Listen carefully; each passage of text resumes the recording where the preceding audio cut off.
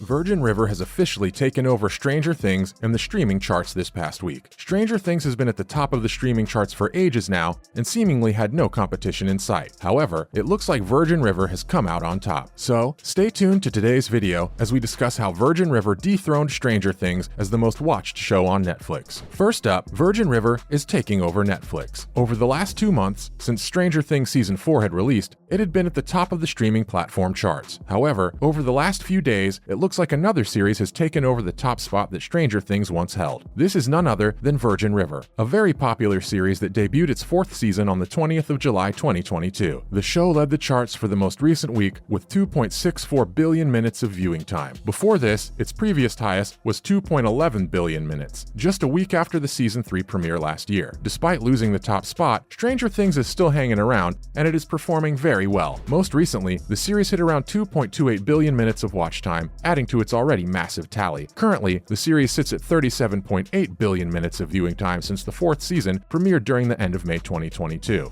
In the top 10 originals, there was also a Spanish series called Alba, which has been coded as a Netflix original in the US. This had around 416 million minutes watched, and another series, Blown Away, at around 284 million. One series that started to decline was Netflix's recent Resident Evil show, as this slipped out of the top 10% with around 772 million minutes watched since it launched. These ratings only apply to the US audience, so in other countries, Stranger Things might still be on top and Virgin River might not be anywhere near close. This is the issue with the streaming market, as depending on where you are around the world, things change. For example, in the UK, Stranger Things is probably still on top. Depending on where you look, in the US, it definitely isn't. Now that we've covered that, here's a list of the top 10 series from birth, Netflix originals, and their required line of series. Number 1, Virgin River, Netflix, 2.64 billion minutes viewed. Number 2, Stranger Things, Netflix, 2.28 billion. Number 3, Resident Evil, Netflix, 772 million. Number 4, The Umbrella Academy, Netflix, 553 million. Number 5, The Boys, Prime Video, 532 million. Number 5, there's a tie, The Terminal List, Prime Video, 532 million. Number 7, Alba, Netflix, 416 million. Number 8, Only Murders in the Building, Hulu, 372 million. Number 9, Jurassic World, Camp Cretaceous, Netflix, 361 million. Number 10, Blown Away, Netflix, 284 million. Acquired series number 1, Alone, Hulu, Netflix, 745 million minutes. Number 2, NCIS, Netflix, 737 million. Number 3, Cocomelon, Netflix, 705 million. Number 4, Grey's Anatomy, Netflix, 666 million. Number 5, Gilmore Girls, Netflix, 489 million. Number 6, The Big Bang Theory, HBO Max, 406 million. Number 7, Friends, HBO Max, 402 million. Number 7, tie, Seinfeld, Netflix, 402 million. Another number 7 tie, Supernatural,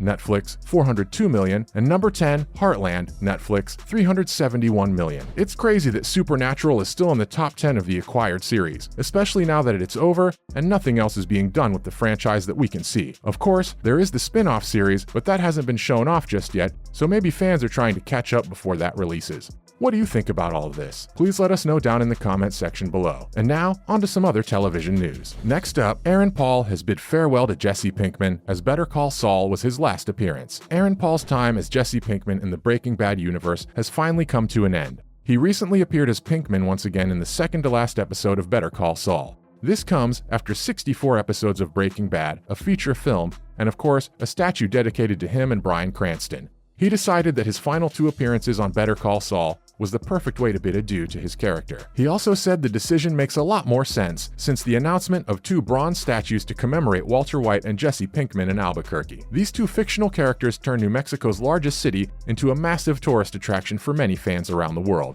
Jesse Pinkman will always have a special place inside of me, but I can confidently say that Better Call Saul was the last time we're going to see Pinkman, so it was a nice farewell, Paul tells The Hollywood Reporter. Aaron Paul had done multiple interviews with The Hollywood Reporter over the last few weeks since his appearance on Better Call Saul.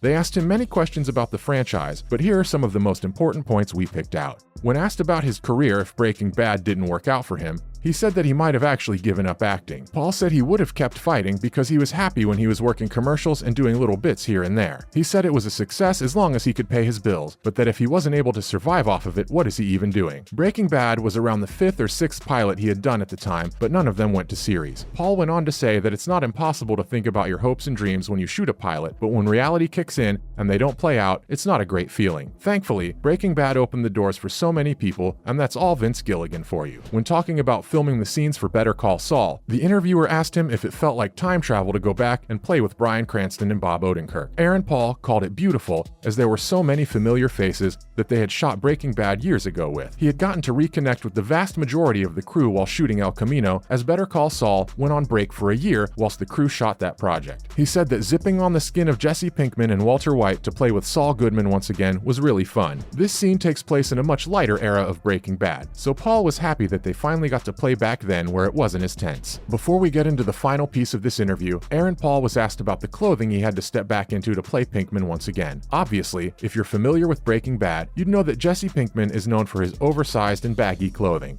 It's very iconic, especially with its bright and loud colors, such as yellow. Paul was asked about how it felt stepping back in. He couldn't help walking like the original character, as it was truly like putting on a costume, as he would never wear those clothes in his day-to-day. They trimmed his clothing back in later seasons, but in the first season, he looked completely ridiculous, but in a good way. He says it wasn't impossible to put that skin on again, as he's so comfortable with it. Hearing this from Paul himself is really sad, as we will most likely never see Jesse Pinkman on screen again. It just wouldn't feel right to see him appear, as his story is over. The only thing we could see in 10 years' time is a sequel film to El Camino about Jesse's new life. However, that might be pretty pointless, as not much would happen and it would just be there for the fans. Would you like to see this happen? Please let us know down in the comments section below. The final piece of this interview was about him and Bryan Cranston sneaking into Albuquerque with limited time available. Of course, Aaron Paul has been working on Westworld, so filming for Better Call Saul had to be a pretty quick job. He said he and Bryan Cranston were flown in, shrouded in secrecy, and told not to leave their B&B. He said he was on the top floor with his family and Bryan was below,